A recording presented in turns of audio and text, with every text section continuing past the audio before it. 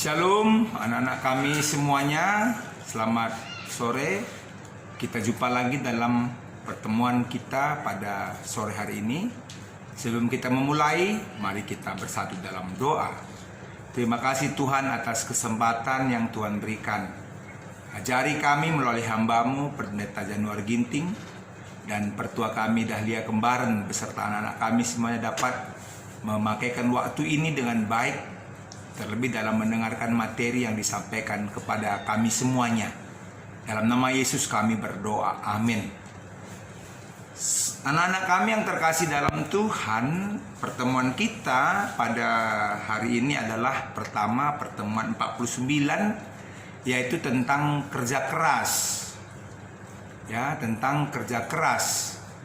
Kita tahu bahwa Tuhan menginginkan kita untuk tidak hanya menerima berkat, tetapi kita juga diharapkan dapat menjadi saluran berkat.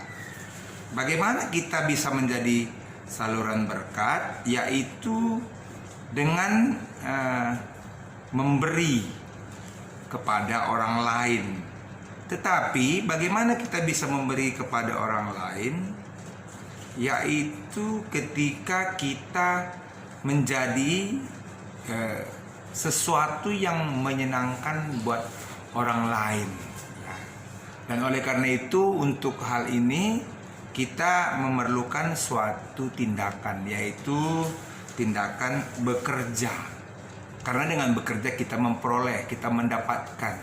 Tuhan juga menuntut kita agar kita bekerja. Paulus dikatakan kepada kita bahwa orang yang tidak bekerja tidak boleh makan. Ya, lalu apa itu kerja keras? Kerja keras itu adalah menurut saya sesuatu yang dikerjakan lebih dari biasa, ya, atau tidak biasa-biasa. Ya, jadi bekerja keras itu melakukan satu kegiatan yang dilakukan lebih dari biasa dengan baik, sehingga menghasilkan sesuatu yang baik juga.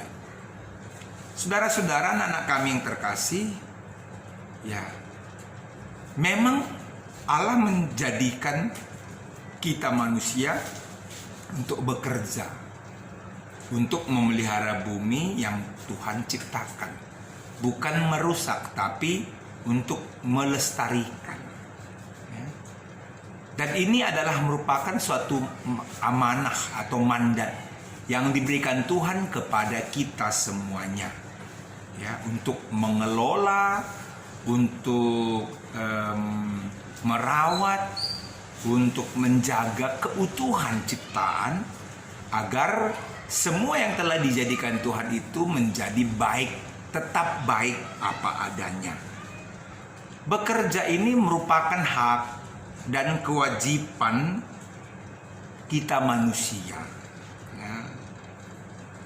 Dan bekerja yang dilakukan oleh orang percaya, maka prinsip yang harus dipunyai adalah ora et labora. Jadi ora itu berdoa, et itu dan, labor itu adalah bekerja. Jadi bisa dikatakan bekerja sambil berdoa.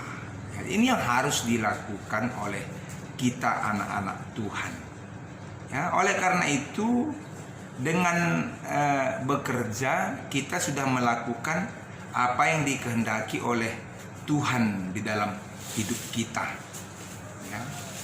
Jadi bekerja ini dalam materi kita ini merupakan hakikat atau panggilan manusia. Maka Tuhan tidak senang kalau ada manusia yang tidak bekerja alias menganggur.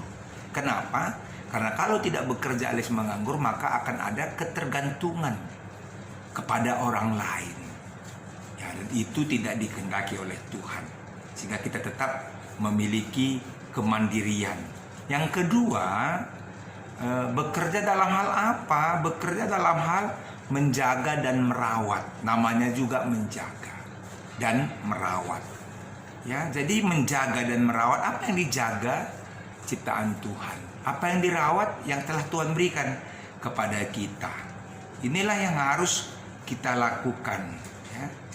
Jadi kerja yang dilakukan oleh orang percaya tidak hanya berorientasi kepada pemenuhan kebutuhan kita, ya, tetapi adalah untuk memuliakan Tuhan sebagai ungkapan syukur kita kepada Tuhan. Ya. Karena dunia ini sudah diberikan Tuhan, maka kita harus rawat seperti orang tua kita atau orang lain yang memberikan hadiah kepada kita, maka kita merawat hadiah itu dengan baik. Dan dalam hal bekerja ini ada hasil dari kerja keras. Ya, apa hasil dari kerja keras itu? Adalah untuk pemenuhan kebutuhan. Kebutuhan primer, kebutuhan sekunder, dan kebutuhan tertier. Jadi inilah yang harus kita pahami dalam bekerja itu. Jadi ada pemenuhan di dalam kehidupan kita. Jadi jangan lupa untuk tetap bekerja. Baik, yang kedua dalam pertemuan 50 adalah di samping tadi bekerja keras, berikutnya apa yang harus kita lakukan, apa yang kita pelajari, yaitu materi 50. Apa itu materi 50? Materi 50 adalah keadilan. Ya, keadilan. Sering kita mendengar kata adil, ya, dan kata kerjanya adalah keadilan. Apa arti itu? Artinya adalah berasal dari adil, itu seimbang, sama berat, tidak beras sebelah, tidak memihak. Ya. Jadi sedangkan keadilan tadi saya katakan adalah kata perbuatan atau perlakuan. Ya, perbuatan yang adil, perlakuan yang adil. Jadi inilah arti keadilan. Ya, keadilan dalam kehidupan manusia, kehidupan kita sangat berprinsip. Ya, dimanapun dan waktu kapanpun kita harus tetap melakukan keadilan. Kita belajar tentang hak asasi manusia. Keadilan itu merupakan satu hak yang mendasar yang harus didapatkan oleh setiap manusia. Oleh karena itu adalah suatu hal yang didapatkan oleh manusia, maka kita harus memberikan keadilan itu kepada semua manusia. Ya, inilah yang harus kita miliki dalam keadilan tadi. Ya. Maka tindak lanjutnya adalah, ya, ketika kita berbicara tentang keadilan, maka kita harus melakukannya, ya, melakukannya di dalam kehidupan kita setiap hari. Ya, jadi inilah yang harus kita lakukan. Selanjutnya kita berbicara tentang berbagai macam keadilan. Seperti yang dikatakan oleh di dalam buku bimbingan kita bahwa pertama keadilan legal atau keadilan moral. Ya. Apa itu keadilan legal atau keadilan moral? Ya. Seperti dikatakan oleh Plato bahwa keadilan legal atau keadilan moral adalah keadilan yang mengikuti penyesuaian dan pemberian tempat seseorang dalam masyarakat sesuai dengan kemampuannya dan yang dianggap sesuai dengan kemampuan yang bersangkutan.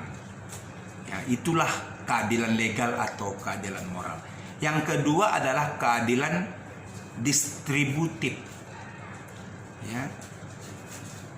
Seperti contoh, Rani duduk di kelas 1 SMA dan adiknya Leni duduk di kelas 4 SD. Namun kedua orang tua mereka memberikan uang jajan yang sama besar. Kalau itu berarti tidak adil. Karena seharusnya uang jajan Rani yang lebih tua dan sekolahnya lebih tinggi harusnya lebih besar daripada Leni yang hanya adiknya kelas 4 SD. Ya, jadi itu adalah. Oleh karena itu selanjutnya kita berbicara tentang perjanjian lama yang berbicara tentang keadilan.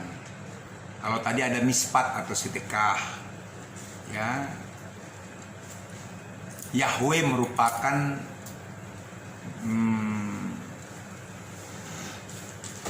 hakim tertua, hakim ketua dalam hal menentukan keadilan. Ya. Seperti dalam materi kita. Ini perlu dibaca ya lebih lengkapnya. Ya. Pengambil keputusan yang adil merupakan tindakan yang harus dinyatakan mispat, berasal dari kata sopet yang artinya hakim ketua, sehingga sepet artinya menghakimi.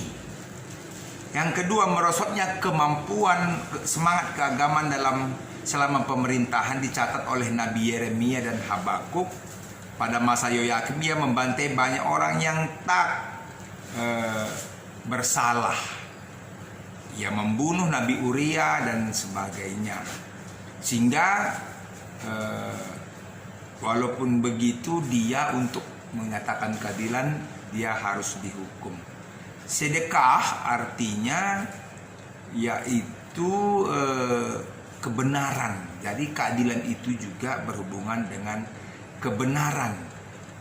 Ya. Jadi kalau adil itu berarti benar. Tapi kalau adil tapi tidak benar itu berarti tidak disebut dengan keadilan. Benar menurut siapa? Ya ini benar menurut standarnya Allah. Begitu yang kedua ini. Selanjutnya kita belum. Dalam perjanjian baru. Keadilan dalam perjanjian baru dikayosune.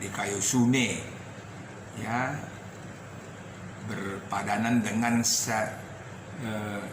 sedekah tadi. Ya. Biasanya terjemahkan dengan kebenaran juga. Ya. Pemakaian dikayosune sudah dipengaruhi oleh bahasa Ibrani sedekah. Ya, tapi Paulus berpikir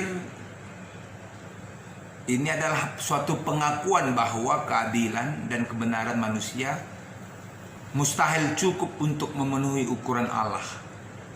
Paulus membedakan keadilan yang dicapai oleh usaha moral, apa yang disebut kebenaran karena menaati hukum Taurat, pada Tuhan dan diterima sebagai anugerah berdasarkan karya Kristus. Kebenaran ialah kebenaran yang dicapai Kristus sendiri dalam ketaatan yang sempurna pada kehendak Bapa dalam hidup dan mati, dalam mana ia memikul kutuk Allah akibat pelanggaran-pelanggaran hukum ilahi.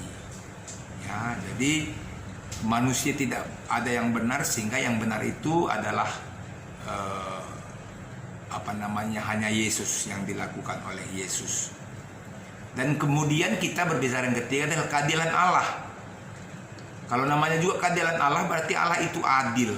Dia menyatakan keadilannya kepada kehidupan sekarang maupun kehidupan yang akan datang. Dan suatu waktu keadilan Allah itu akan nanti turun ke dalam dunia ini. Ya. Kemanakah orang Kristen mencari keadilan? Rasul Paulus menyatakan bagaimana seharusnya sikap orang Kristen dalam menghadapi dan mengalami berbagai perkara.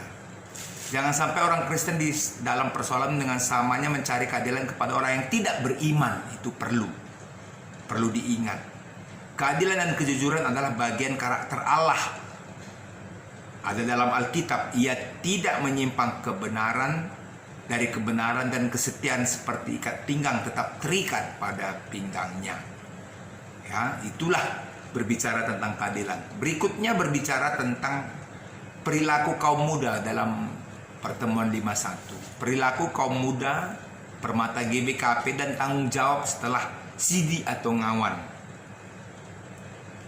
Ya, namanya juga perilaku, gaya hidup, style of life. Jadi kalau sudah menjadi permata, sebenarnya dari anak-anak juga kita dituntut untuk melakukan keadilan. Ya, melakukan tanggung jawab. Apa tanggung jawab kita? Tanggung jawab kita adalah sebagai permata nantinya hidup seturut dengan kehendak Allah. Itu juga kan sekarang harus kita lakukan. Ya, harus hidup seturut dengan kehendak Allah. Permata jangan berbaur dengan dunia ini. Jangan dipengaruhi oleh dunia ini. Dunia dalam arti negatif. Tapi permata harus hidup dalam tanggung jawab, memiliki wibawa, integritas, sehingga dalam 1 Tutum itu 4 ayat 12 dikatakan, jangan ada orang yang menganggap engkau rendah karena engkau muda. Ya, walaupun masih muda, tapi memiliki potensi yang besar. Ya, jadi kalau sudah permata, sudah ngawan, maka anak-anak kami sekalian juga memiliki hak yang penuh di gereja GBKP sesuai dengan tata gereja pasal 8, bab 8 pasal 51, 52 dan 53. Mengenai persekutuan kategorial, salah satunya adalah permata, persadanan anak gereja anta. Dan kamu sebagai permata akan menjadi cikal bakal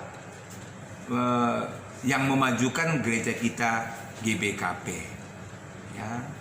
Nah, kalau sudah nanti dia naik CD, kamu juga harus memiliki menjalankan tanggung jawab kamu, yaitu permata ke gereja, PA, PJJ juga, dan lain sebagainya. Jalankanlah itu. Ini kan perlu kamu baca nanti di pertemuan 51. Ya, jadi kamu akan menjadi permata. Ya, coba baca di situ apa itu sejarah permata. Ya, apa tujuan berdirinya permata? Saya akan tanya nanti di pertemuan kita secara Zoom. Apa tujuan dari permata? Satu persatu akan saya tanya secara acak. Kemudian tujuan permata yang kedua, selain awal tujuan permata, yang kedua adalah sebagai tujuan permata yang kedua. Ya, ini perlu dipelajari oleh anak-anak kami. Ya, coba baca dulu ya. Jadi itulah dulu singkatnya bahan materi kita, ya, sehingga dapat kamu baca bukunya. Ini adalah sebagai pendahuluan supaya dapat dimengerti. Terima kasih, mari kita bersatu dalam doa. Terima kasih Tuhan atas waktu dan kesempatan yang Tuhan berikan, berkati bagi kami semuanya. Dalam nama Yesus kami berdoa, amin. Oke, tadi belum saya kasihkan itu tugas. Pertama, tugasnya adalah tentang kerja keras. Ya, kerja keras. Apa tanggung jawab anak-anak Tuhan dalam melakukan kerja keras di dunia ini? Tanggung jawab anak Tuhan dalam melakukan kerja keras dalam dunia ini. Tanggung jawab manusia itu apa? Dalam hal kerja keras, bukan santai, bukan tenang-tenang, tapi dalam hal kerja keras tadi. Yang kedua adalah keadilan. Apa yang dimaksud dengan keadilan dalam gereja?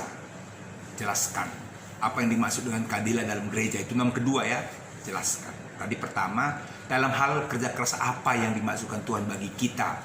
Yang kedua, apa yang harus dilakukan dalam menjalankan keadilan di gereja. Dan yang ketiga adalah permata. Sebagai permata, apa cita-citamu di dalam gerejamu? Itu yang ketiga. Oke? Terima kasih, sampai jumpa besok. Tuhan Yesus memberkati. Salam.